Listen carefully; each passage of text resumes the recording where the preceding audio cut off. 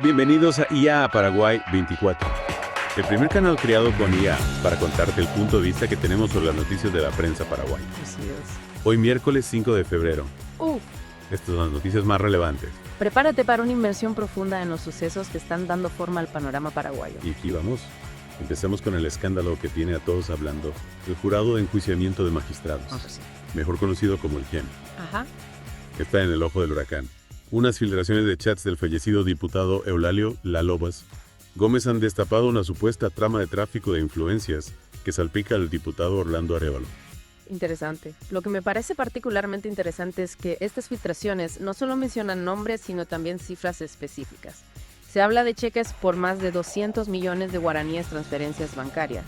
Incluso hay frases como, ni los traficantes piden eso, que sugieren un sistema de coimas bastante arraigado. Y para añadir más leña al fuego, los chats mencionan a figuras de alto perfil dentro del sistema judicial, como los fiscales Estela Americano, Lorenzo Lescano y Katy Uemura. Correcto. E incluso la jueza Sadi López. Exacto. Y no olvidemos que la Contraloría General de la República, la CGR, ya inició un examen de correspondencia sobre los bienes del diputado Arévalo. Llama la atención que haya declarado ingresos mensuales por casi 300 millones de guaraníes, a pesar de que su única actividad agropecuaria declarada son 10 gallinas ponedoras. ¿No te parece un poco sospechoso? Definitivamente algo no cuadra. Y la presión pública está aumentando. Varios miembros del GEM están exigiendo su renuncia. Hay protestas en su contra. Y la ciudadanía está, por decirlo suavemente, indignada. ¿Crees que esto podría significar el fin de la carrera política de Arévalo? Es difícil decirlo con certeza. Lo que sí podemos afirmar es que este escándalo ha puesto en evidencia la fragilidad del GEM ante la corrupción y plantea serias dudas sobre la imparcialidad del sistema judicial en Paraguay. ¿Podría esto llevar a una reforma profunda del GEM? ¿Qué medidas podrían tomarse para garantizar la transparencia y la rendición de cuentas en el sistema judicial? Son preguntas que debemos plantearnos como sociedad. Ahora, cambiando de tema, pero sin dejar de lado la polémica, nos trasladamos al sector educativo. En Misiones se está enfrentando un déficit de 364 docentes para el inicio del año escolar. Muchas jubilaciones han dejado vacantes sin cubrir, lo que genera una gran preocupación sobre la cobertura educativa en la región. Es una situación preocupante sin duda. Y mientras Misiones lidia con la falta de docentes en la capital, los directores de los institutos de formación docente, los IFD, están en pie de guerra contra el viceministro de Educación Superior, Federico Mora. Lo acusan de prepotente y dictatorial, tras una reunión sobre la suspensión temporal de la formación docente en el primer y segundo ciclo de la educación básica. ¿Crees que esta medida es la adecuada para afrontar según el gobierno, saturación de maestros? Bueno, los IFD argumentan que la medida se tomó sin consultarles y que limita las oportunidades de formación para los jóvenes. Es un tema complejo que requiere un análisis más profundo. ¿Cuáles son las verdaderas causas de la supuesta saturación de maestros? ¿Se están formando los docentes adecuados para las necesidades del sistema educativo actual? ¿Qué alternativas existen a la suspensión de la formación docente? Son preguntas que el Ministerio de Educación debe responder.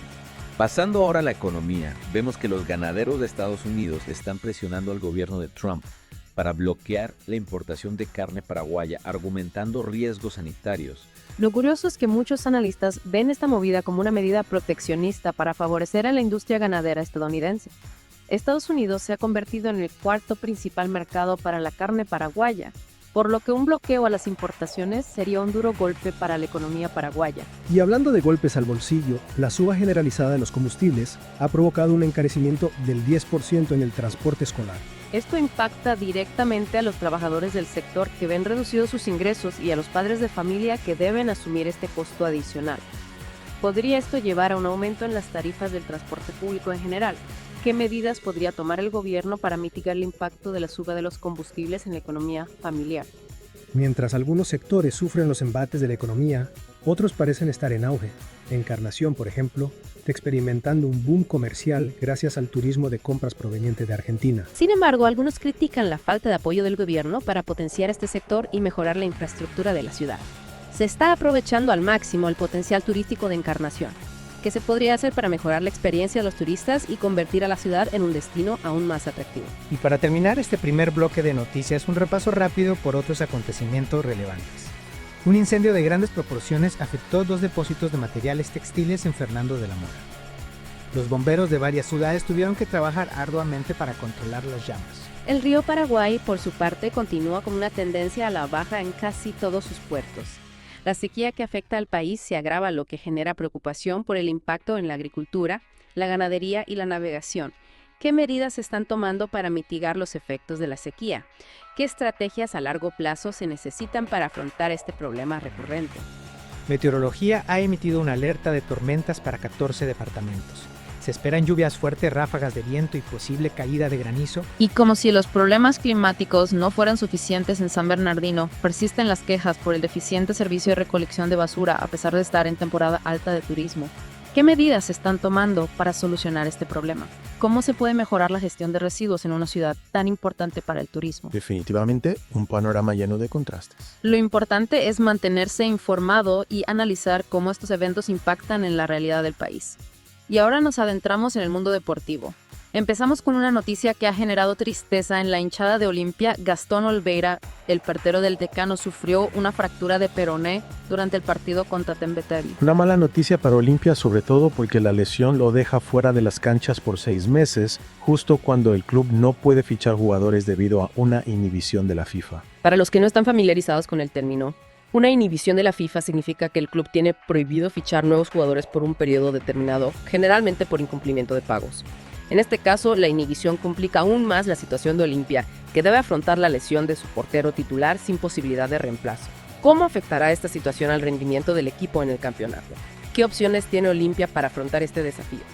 Y hablando de golpes duros, la albirroja sub-20 sufrió una dura derrota por 4-0 frente a Colombia en el inicio del hexagonal final del Sudamericano, complicando sus aspiraciones de clasificar al Mundial. Un comienzo para el olvido, sin duda. La selección paraguaya deberá mejorar mucho su rendimiento si quiere tener alguna posibilidad de clasificar al Mundial. ¿Cuáles son las causas de este mal comienzo? ¿Qué cambios necesita la albirroja para revertir la situación?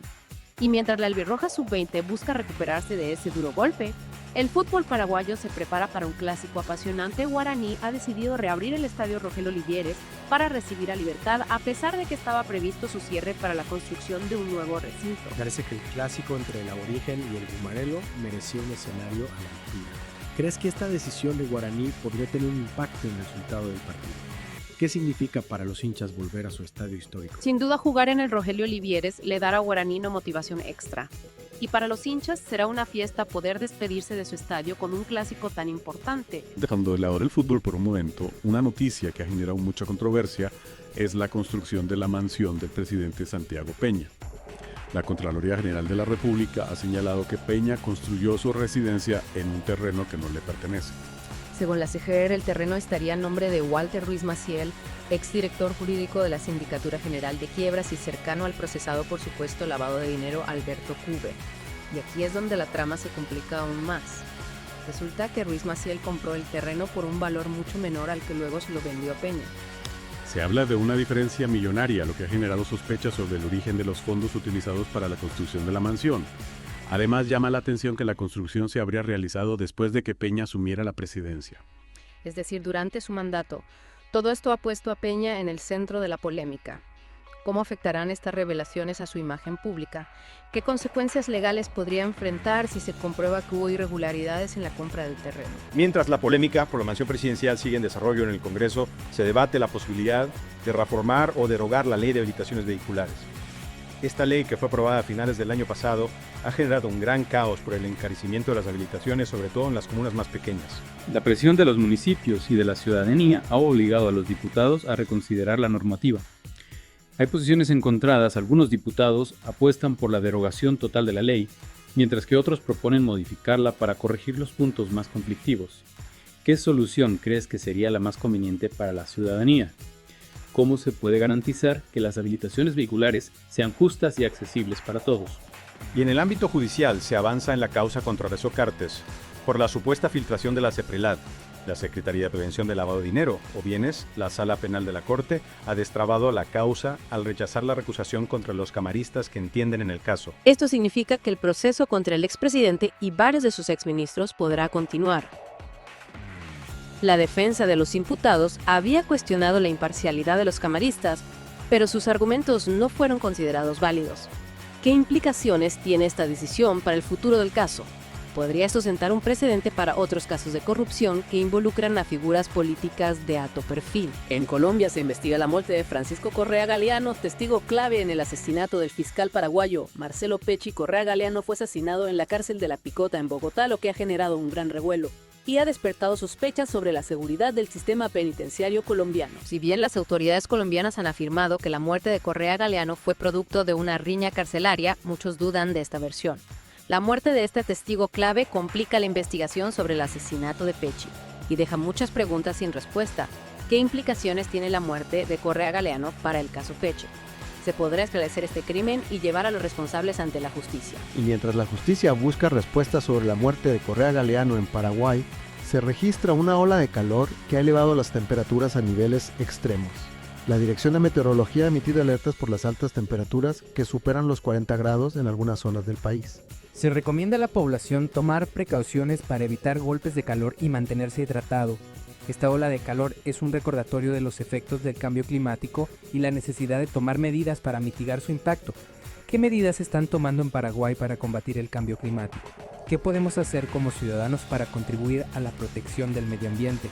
Una buena noticia para los amantes de la electromovilidad: Itaipú está ofreciendo becas para capacitarse en Corea del Sur. La convocatoria está dirigida a profesionales y técnicos en diversas áreas de la ingeniería que tengan experiencia en la producción manufacturera. Es una gran oportunidad para los profesionales paraguayos que deseen especializarse en un área con gran potencial de crecimiento. ¿Cómo contribuirá esta iniciativa al desarrollo de la industria de la electromovilidad en Paraguay? ¿Qué beneficios traerá para el país la formación de profesionales en este campo? Y hablando de temas que generan preocupación, el Cuerpo de Bomberos Voluntarios ha alertado sobre el peligro de las quemas irresponsables, que son la principal causa de los incendios forestales. Se ha registrado un aumento significativo de incendios en las últimas semanas, lo que ha puesto en riesgo viviendas y zonas boscosas. Las condiciones climáticas actuales con altas temperaturas y sequía favorecen la propagación del fuego. Es fundamental que la población tome conciencia del peligro de las quemas y evite realizarlas en estas condiciones.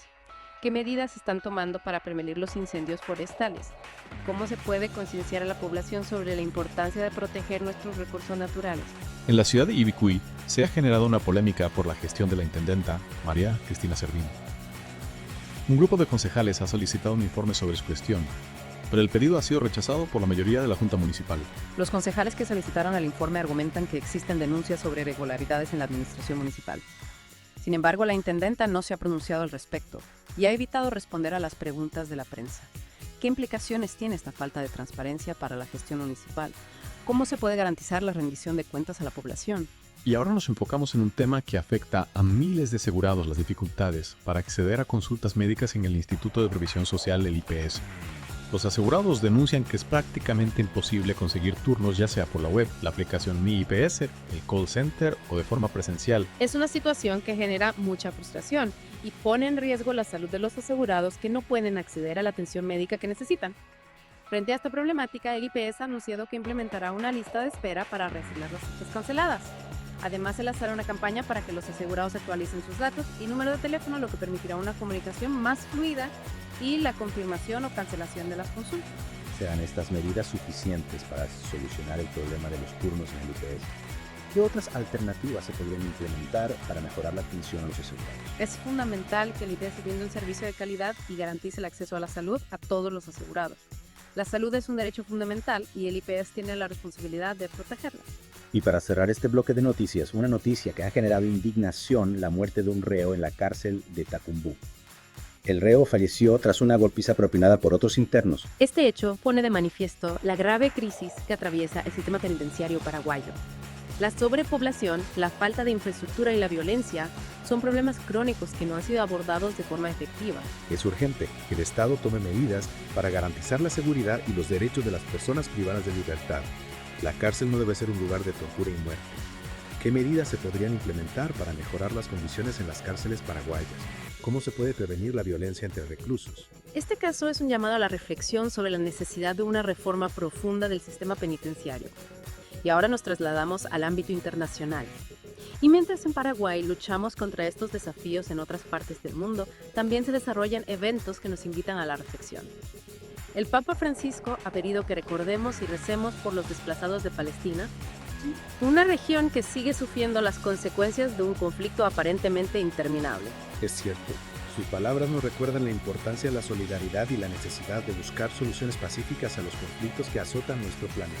¿Podría la comunidad internacional, y quizás Paraguay en particular, jugar un papel más activo en la búsqueda de la paz en esa región? Es una pregunta que vale la pena considerar. Hablando de solidaridad en Brasil, se ha desatado una polémica por la decisión del gobierno de suspender la importación de carne de Paraguay. Increíble. Los ganaderos brasileños argumentan que la carne paraguaya representa un riesgo sanitario. Ajá. Pero muchos ven esta medida como una forma de proteccionismo para favorecer a la industria local. ¿Podría esta decisión tener repercusiones negativas en las relaciones comerciales entre ambos países? Claro. ¿Qué alternativas existen para garantizar la seguridad alimentaria sin afectar el comercio regional? Son preguntas que los gobiernos de ambos países deberán abordar con urgencia. Para terminar este recorrido por la actualidad internacional, una noticia que nos conmueve: el rescate de un grupo de niños que estaban atrapados en una cueva en Tailandia. Sí. El mundo entero ha seguido con atención este rescate que tenía un final feliz gracias al esfuerzo de los equipos de rescate y la solidaridad de la comunidad internacional. Esta historia nos recuerda la importancia, la esperanza y la capacidad del ser humano para superar las adversidades. Es un recordatorio de que incluso en los momentos más difíciles, la unión y la cooperación pueden lograr resultados extraordinarios. ¡Qué día de noticias! Hemos analizado a fondo el panorama actual en Paraguay y el mundo, explorando temas que van desde escándalos políticos y crisis económicas hasta historias de esperanza y solidaridad. Recuerda que estar bien informado te permite formar tus propias opiniones y participar activamente en la construcción de un futuro mejor para nuestro país. Hasta la próxima. Esperamos que este análisis te haya sido útil para comprender mejor la complejidad de la realidad que nos rodea.